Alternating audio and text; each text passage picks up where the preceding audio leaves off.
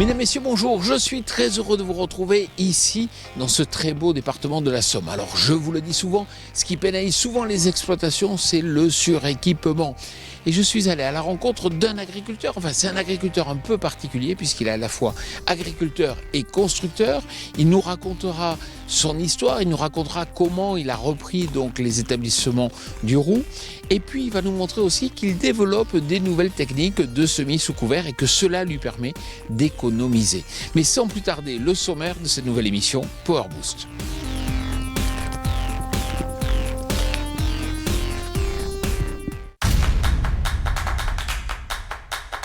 Bonjour à tous, cette semaine nous vous emmenons dans la Somme à la rencontre d'Édouard Guilbard, agriculteur et constructeur. Nous aurons l'occasion de discuter de Duroux, marque qu'Édouard distribuait dont il a pris la suite après leur dépôt de bilan en 2006, du métier d'agriculteur, des difficultés ainsi que des techniques permettant de faire des économies et du T-Drill, semoir de semis sous couvert développé, construit et distribué par Guilbard. Mais avant tout, les news. N'oubliez pas, les 4, 5 et 6 octobre se tiendra le sommet de l'élevage à Cournon dans les environs de Clermont-Ferrand. Vous pourrez nous y retrouver puisque nous animerons un plateau télé dans le hall d'accueil retransmis en direct depuis notre chaîne YouTube. Vous pourrez également y voir les 5 sommets d'or machinisme Award qui récompensent les produits innovants du salon.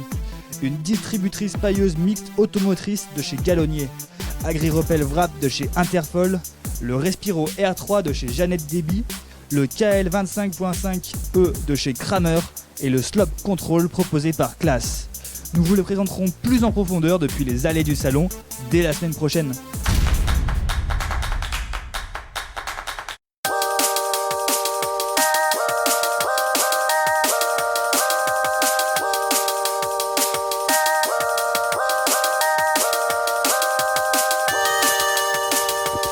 Édouard Guilbard, bonjour.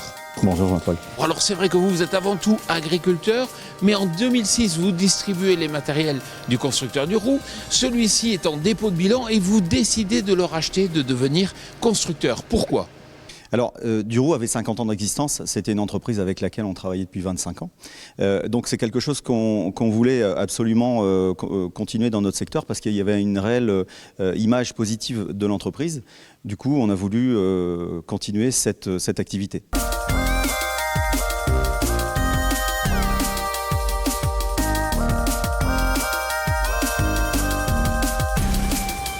On a continué à travailler sur l'image de Duroux, ou avec une forte présence liée à l'image des décompacteurs, avec les lames spécifiques du Roux.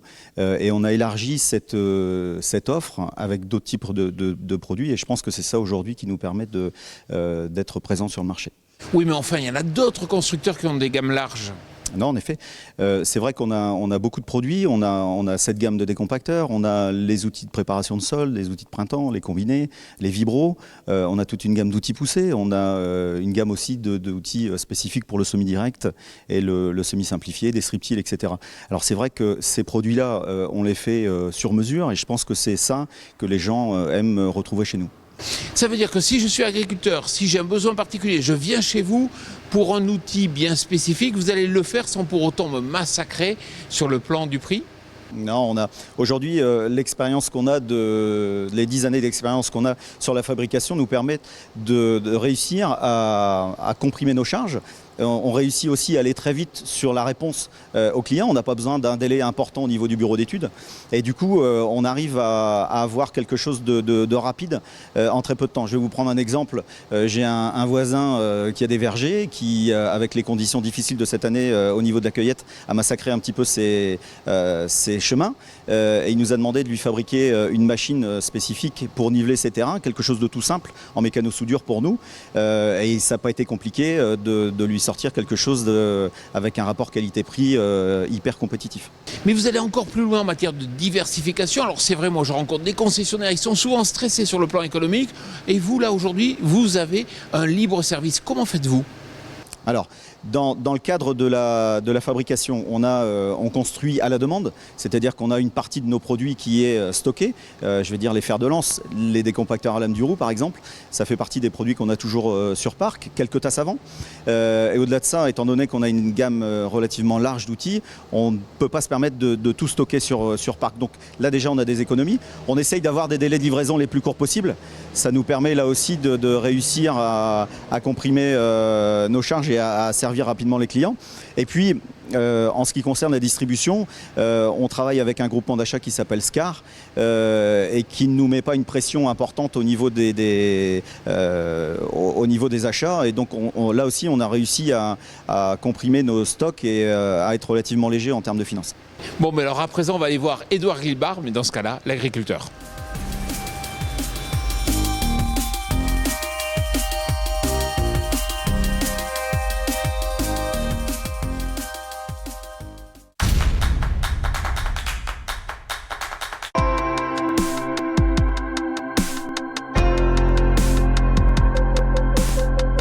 Édouard Guilbard, vous êtes céréalier, vous exploitez 115 hectares et puis vous êtes un céréalier serein parce que notamment vous engagez depuis quelques années donc sur le semis sous couvert et on le voit ici, vous avez une diversité de couverts qui est vraiment intéressante. Alors c'est vrai que l'orientation qu'on a pris il y a 3 ans maintenant sur le semi-direct sous couvert, elle nous permet aujourd'hui de dégager quand même beaucoup de temps. Elle nous permet aussi de faire des économies en termes de gasoil. On a aussi changé nos puissances de tracteur. On est revenu à des puissances autour de 120 ou 130 chevaux. Donc toutes ces économies-là, elles nous permettent d'optimiser au niveau de la marge de l'exploitation. Et du coup, on se trouve, c'est vrai, plus serein. Qu'est-ce qu'on trouve comme espèce là ? Alors là, on a un mélange qui a été semé avec le thé drill contour. Alors on a favorisé l'implantation des graines par taille, c'est-à-dire qu'on a fait un mélange de grosses graines avec le tournesol qu'on voit ici. Ici, on a de la févrole et des pois fourragers qui sont un petit peu en dessous. Donc ça, on les a semés un petit peu plus profond que le reste. Et puis on a un mélange de petites graines à base de lin, de sarrasin, on a de la vesse, on a des trèfles d'Alexandrie. Et toutes ces petites graines-là ont été semées en surface et on voit qu'elles se développent de manière intéressante. Alors on a fertilisé aussi un petit peu, on a mis un amendement organique, on a mis 10 tonnes de fumier de porc à hauteur de 70% et 30% de fientes de poule. Donc c'est vrai que le couvert a été semé en direct. Alors rapidement, derrière la moissonneuse batteuse, c'est ce qui nous permet d'avoir aujourd'hui un volume intéressant.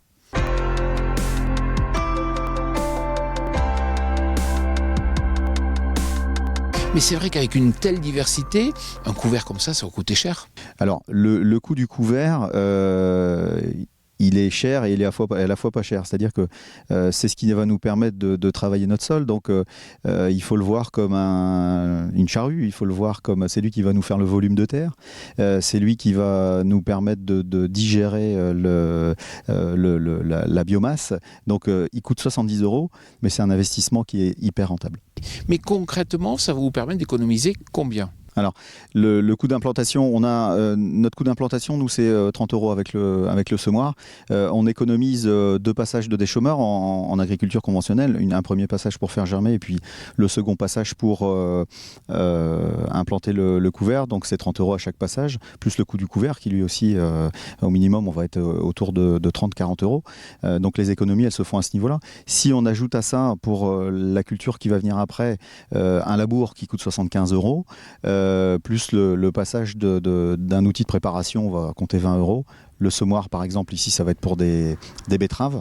On compte 50 € aussi pour le coût d'implantation. Grosso modo, on a une économie autour de 150 €.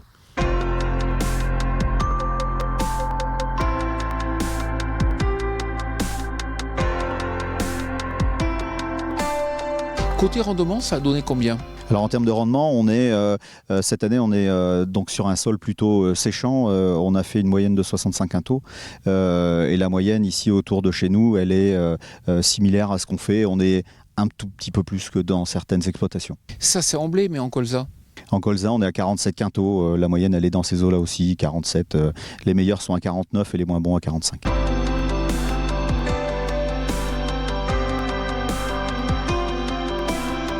On le voit, ce couvert est bien développé, il va falloir quand même au printemps le détruire. Est-ce que la disparition possible du glyphosate vous fait peur ? On essaye d'avancer sereinement. On se dit que, enfin moi je me dis que c'est quelque chose. S'il y a quelque chose qui doit évoluer dans ce système-là au niveau de l'application du glypho, il y aura peut-être une solution derrière, alternative, qui coûtera peut-être là aussi plus cher. On verra ça. Mais je pense que avant de rendre les armes, il faut essayer de trouver les solutions et puis d'apprendre à travailler un petit peu différemment dans l'objectif d'optimiser la rentabilité de l'exploitation. Et je dirais que le glyphosate, c'est une clé qui rentre dans le système, mais c'est pas la pierre angulaire du système. Je pense qu'il y a d'autres alternatives. Il y aura d'autres alternatives d'ici quelques années, je pense, pour pallier à ce problème.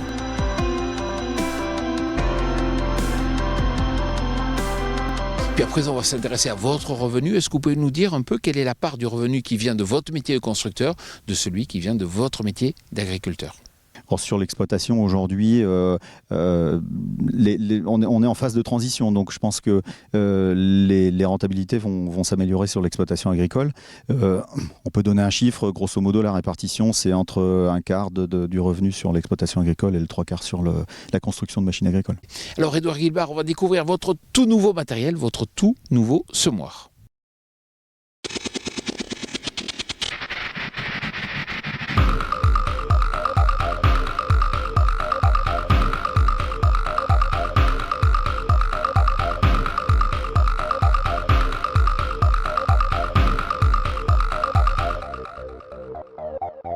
Édouard Guilbard, alors c'est vrai que vous avez ressenti le besoin de proposer un semoir, de le commercialiser. Quel était le besoin, quel était le cahier des charges ? Alors le cahier des charges, pour bien réussir la transition entre l'agriculture conventionnelle ou TCS et semi-direct sous couvert, on sait que c'est l'implantation des couverts. À partir du moment où on a implanté les couverts dans des bonnes conditions, on sait qu'on va réussir. Alors, pour réussir à cette qualité d'implantation, on a fabriqué un semoir avec deux trémies différentes. Une trémie, on va mettre des grosses graines à une profondeur plus importante, où on va mettre de la févrole, des pois, du tournesol, et une autre trémie où on va semer plus superficiellement un mélange de petites graines à base de trèfle, à base de facélie, de moutarde, des choses comme ça. Donc c'est vraiment cette qualité d'implantation qui va permettre la réussite de la transition vers le semi-direct sous couvert. Alors, un des véritables problèmes qu'on peut avoir avec le semi sous couvert, c'est souvent le coût des matériels, le coût des semoirs. Alors, là, l'avantage qu'on a, c'est que le semoir va être adapté à des faibles puissances. Donc, déjà, on n'a pas besoin d'avoir un investissement important, on n'a pas besoin de changer de tracteur pour pouvoir accrocher le semoir derrière. Et il y a un besoin de traction relativement faible. Et c'est un semoir qui est à 30 000 €. Alors on le sait, l'agriculture est dans un contexte particulièrement difficile aujourd'hui. C'est compliqué d'être agriculteur, il faut peut-être se remettre en cause. Quels conseils vous leur donneriez ? Je pense qu'aujourd'hui, il est important de reprendre la main sur son exploitation. Ça me semble un élément extrêmement important. Reprendre la main, reprendre les décisions, ça me semble vraiment déterminant. Et évoluer. Évoluer, ça me semble là aussi déterminant dans l'orientation. C'est ce qui va permettre de faire de la valeur ajoutée sur l'exploitation. Il faut gagner du temps, il faut améliorer son système et il faut dégager de la marge. Édouard Guilbard, merci beaucoup. Merci.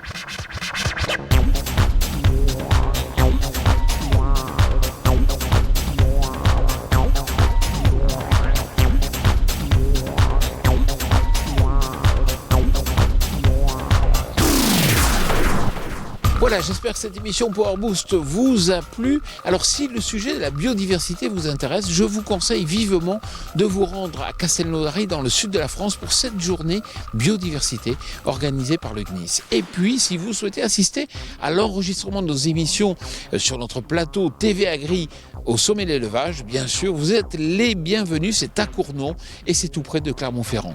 Je vous souhaite une excellente semaine.